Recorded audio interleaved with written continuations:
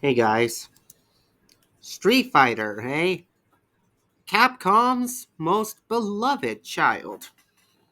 Sorry, Mega Man. But yeah, even if Capcom doesn't release a lot of Street Fighter games, you can tell that they have a lot of respect and love for this franchise. Just looking at Street Fighter 6 in general, despite its many flaws, you can tell that Capcom just loves to make new Street Fighter content.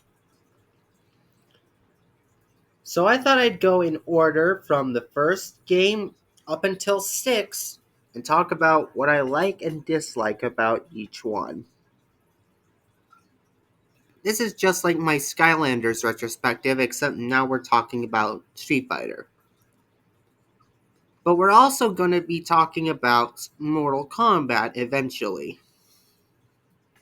Don't worry, Don't worry, gore lovers. You'll get your time eventually. But until then, we've got Street Fighter.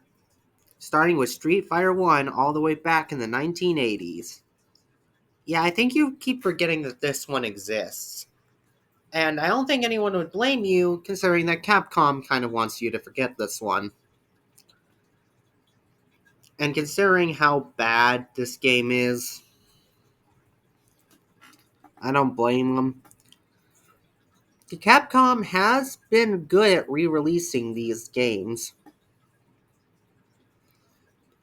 All three of the classic Street Fighter games, plus the Alpha series, have been released in the 30th collection. But this game is an oddball when compared to all the other Street Fighter games, because it's not good. Special moves take a lot to wrestle out. Everything feels slow and clunky. The worst part is, you're slow. The whole game feels slow. As we all know, these are all problems fixed by the very next game. But apparently, according to my sources, they used to have buttons that would actually dictate what move would come out depending on how hard you pressed them, which is a unique concept, but it was back in the 80s, so I don't think they had the technology to really do it yet. Plus, none of the characters really stood out aside from Ryu and Ken. Obviously, you have exceptions like Sagat, who keeps coming back, and Birdie, who also comes back for some reason. But then you got the others. Mike and Joe and Lee don't really have anything to them. They're just guys in jeans and a stereotypical Asian. Which, yeah, that could be considered a very bad thing. But in in all due respect, the game looks okay. Just okay. Like, the backgrounds look good, but that's about it. Nothing else really stands out. The art style isn't that appealing. Something definitely fixed by the second game. Basically, Bumbles McFumbles said it the best when he reviewed this game, or at least talked about it very briefly in his fighting game video. This is a butcher's attempt at a wedding cake. But then again, to be fair, Capcom didn't have anybody to really show them how to make a fighting game work yet. So, yeah. Street Fighter 1 doesn't have a lot to say about it, but it is still a Capcom property and it's still part of Street Fighter, so I have to talk about it. But Capcom's not really afraid to talk about this game every once in a while. Heck, even some of the old characters are coming back, like Mike and Joe. Geki is brought back in the comics, and Retsu was recently just brought back in Street Fighter 6. Never thought we'd see this guy again. But yeah, Street Fighter's 1 is fine. It's okay. But when you compare it to everything that comes after it, and I mean literally everything that comes after it, then yeah, it's not very good in comparison. Yes, Street Fighter 2. Also known as that one game that Capcom just can't seem to get enough of. But honestly, I don't really blame them too much. I mean, yeah, maybe the amount of versions this game got is a little overboard. But at the same time, if there was going to be one game with a billion different versions, it was probably going to be this one. Street Fighter 1 was a basic skeleton of what was going to be the fighting game genre. Street Fighter 2 is basically the entire foundation. Finally putting meat on those bones. Street Fighter 2 is by far, in a way, a very good fighting game. Now, it should be quickly noted I'm terrible at Capcom's fighting games. But I've gotta say that Street Fighter 2 is a good game. I can recognize that. Basically, everything from Street Fighter 1 was tossed out. The slow, clunky movements? Nope, now everything is fast and snappy. The boring backgrounds? Replaced with bright and colorful ones. The roster? All gone, save for Ken and Ryu. Everything about Street Fighter was upgraded. From terrible to terrific. Street Fighter basically went from being literally who to literally who everyone wanted to be the most. Just looking at the background, there's so much more life going on here. Looking at the characters, they're a lot more detailed. Looking at the sprite animations, feeling the play of the game. That made no sense, but what I mean is, it just feels better to play. It looks better. It is better. Everything about Street Fighter 2 is better than Street Fighter 1. Then again, that's a very low hurdle to jump over. But I decided to skyrocket the hurdle. It is glorious. This game invented combos, O-keys, different class systems, and I don't understand half of that stuff. But there is one thing that I do understand, and I am really glad carried over into every single fighting game going forward. Multiple playable characters. Yeah, that's right, in the first Street Fighter you can only play as Ken or Ryu. Meaning you could only play as Ryu or Ryu, but he's American. But in this game, you get a lot of variety. Or at least a lot of variety for the 1990s. You got Zangief, a Russian wrestler who likes to get in close but suffers at long range. Chun-Li, who is great at getting in close and has a plan for when she does, but is easy to keep away. Dalsum, who actually likes to play keep away. And then, as the game got updated, more characters would appear. Heck, even Sagat from Street Fighter 1 came back.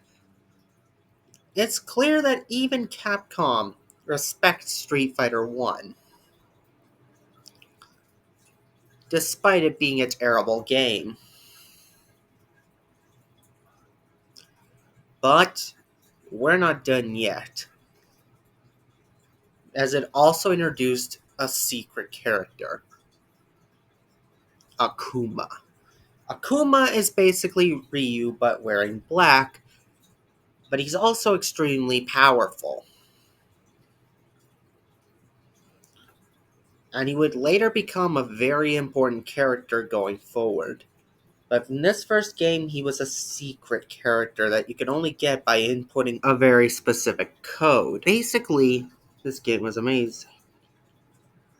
It introduced a lot of series staples: combos, footsies, special moves, super moves, and a lot of the characters that would go forward into later games like Ryu, Ken, Chun-Li, Zangief, E Honda for some reason, and M Bison.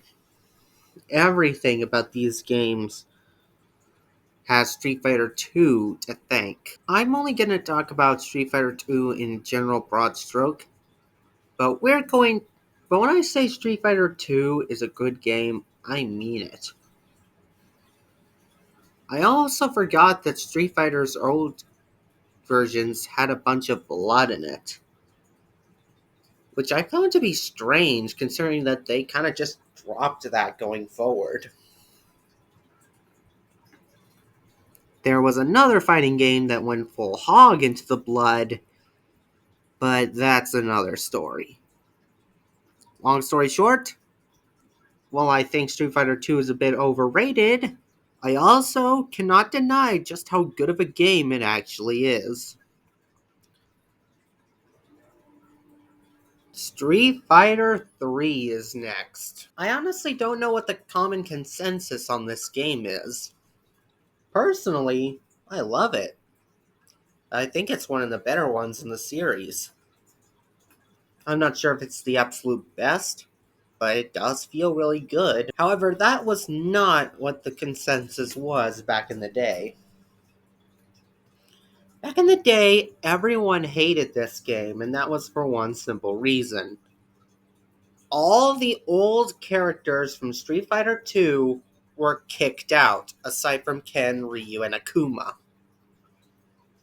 But that was it. No Chun-Li, no Dulcim, no Blanca, not even M. Bison was in this game. Yeah, a Street Fighter game where M. Bison is not the main villain. Try to wrap your head around that. Pardon that sound. Mowing. But still, the fact that so many of the characters were left out was something else. And people didn't like it at first. It got a bad rep. But as the game got more versions, people started warming up to it. Because they realized that it is actually a good game, it just made some weird decisions. For instance, this was the first game to introduce parrying into Street Fighters. Now, most Street Fighter 6 players are probably sweating in their boots right now because they are terrified of that word. But in Street Fighter 3, it actually took skill. You had to tap the forward button at the exact moment that an attack would normally hit you. At the wrong time, you're walking right into the attack. That was a pretty smart move. Also, the new characters, I will say, are really good. Oro is fun, Yang and Yun are just cool characters. Ibuki and Makoto are just so fun. Plus they're also really good in terms of fighting. And then there's Gil. Gil is the new final boss. And while yes, his final boss could give people nightmares, the character himself is really interesting, as he's basically what M. Bison has failed to become. He's also the leader of the Illuminati. Don't ask about that. But then you got Remy. Remy is a character that no one really talks about, for good reason. He's a strange character. Remy just is an edgy teenager who hates fighting, but he fights people. What the heck? But hey, at the very least, give us Magoto. and Q, who I really don't think anybody knows anything about. Also, this is going to be a really hot take, but I think this game looks and feels better than 2. Yeah, this game is just better than 2. Sue me. Actually, don't do that. I'm a college student. I need the money. Next up, we have kind of an odd case, the Alpha series. I say it's an odd case simply because I don't know if these are part of the main series or not. What I do know is the fact that these games are really good. They're basically just 3 again.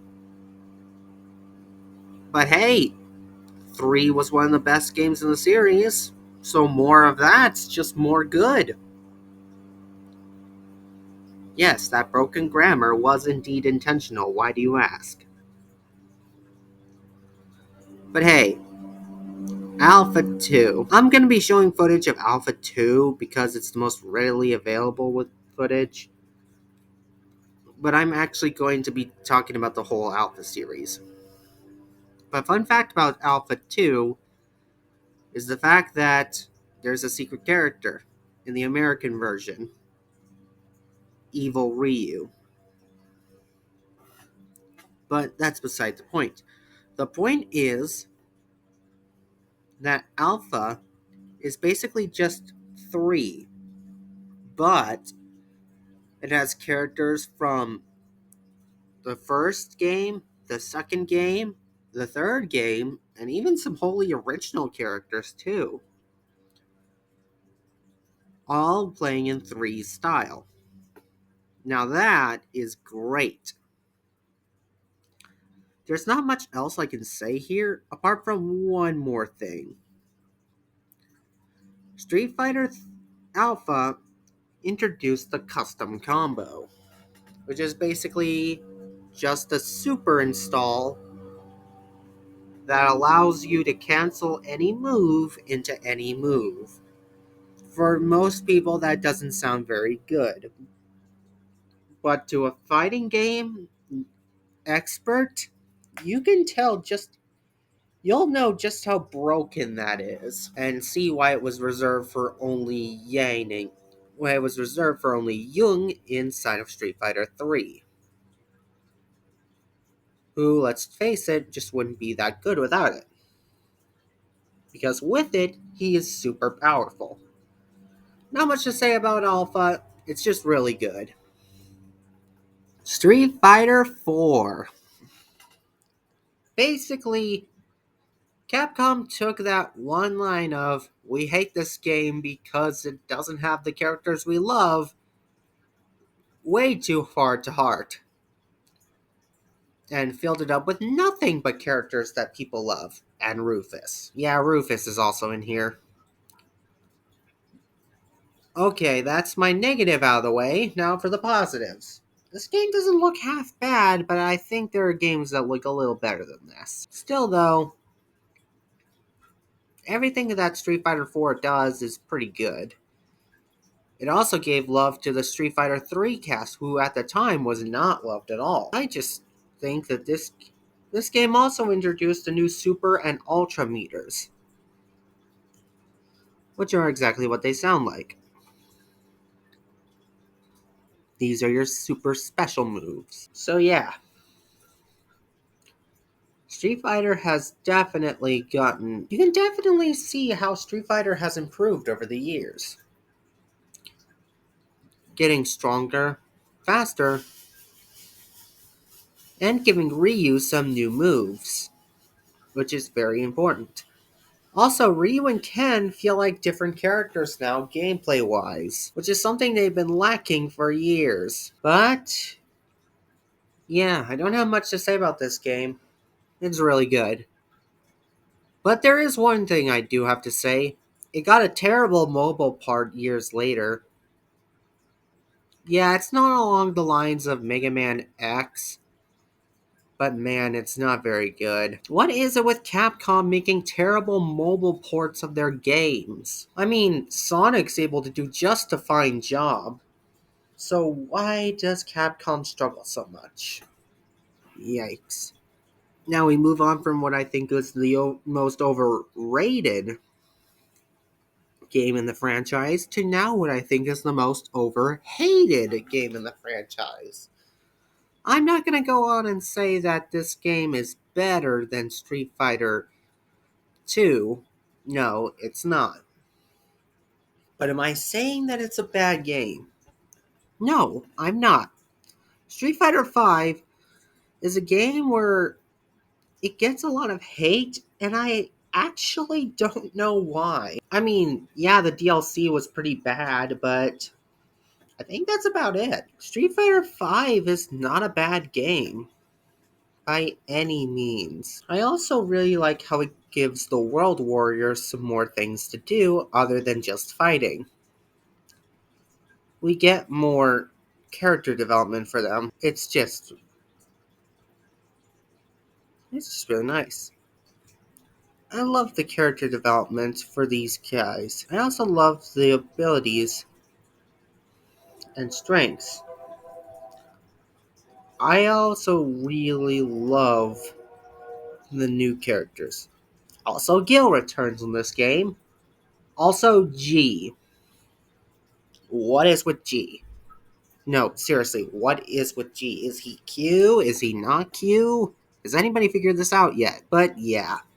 Long story short, Street Fighter V is overhated. And I love this game. But there is one problem. The story mode is not very good. At least not at the end. At the end, spoiler alert, M. Bison is defeated by Ryu. That doesn't sound like a spoiler until you realize that the whole story focuses around Nash, aka Charlie from Street Fighter 3. And yeah, so the fact that Ryu is the one who defeats M. Bison at the end instead of Charlie just feels unrewarding. Then again, I love the character development for all the World Warriors. I think not a single character from 5 is truly hated. I love the mechanics, I love the V trigger. I love everything about it. Except for the end of story mode, that was just bad. Street Fighter 6. A good game. I actually played a little bit of this with my dad, and yeah, it's just a very interesting game as it takes all the characters and ages them up. But hey, what's interesting here is the fact that the parry is more like just a dedicated block button than anything. It's just a better block. Let's get that negative out of the way. Also, the super punch, I don't know what else. I don't know for sure. That I love all the fighting styles. I love the fact that the characters have new fighting skills, and I love the new characters. Also, Retsu appeared in this game, which I found to be very interesting considering that it's been 30 years since Capcom ever touched Street Fighter 1, and now Retsu's back. That is just very interesting to me. Street Fighter 6 is definitely a game where if you don't mind monetization things, then you're gonna find it's just fine. But if you do, you might have problems with it. It's not as bad as Street Fighter V's whole shtick, but hey, it's pretty good. Street Fighter 6 is just a really fun game. I just wish that it's just a good game. Street Fighter has been innovating ever since the first game, taking everything that we love about the first game, adding on to it, and making everything just better. Street Fighter is just one of those series where Capcom, you can tell, really cares about it, and will continue to care about it for years. Again, I'm really sorry, Mega Man, but you've been left in the dust. Sorry if this video hasn't been as focused or as in-depth as my other ones, mainly because I haven't actually played many of these games, but for the ones I have, they're pretty good. Street Fighter is just a fun game series, and I'm kind of sad that this is like the only series that they even seem to care about. Capcom, I mean. Anyway, I've been the Gamer Nerd, and yeah. Street Fighter was first, Mortal Kombat will be next.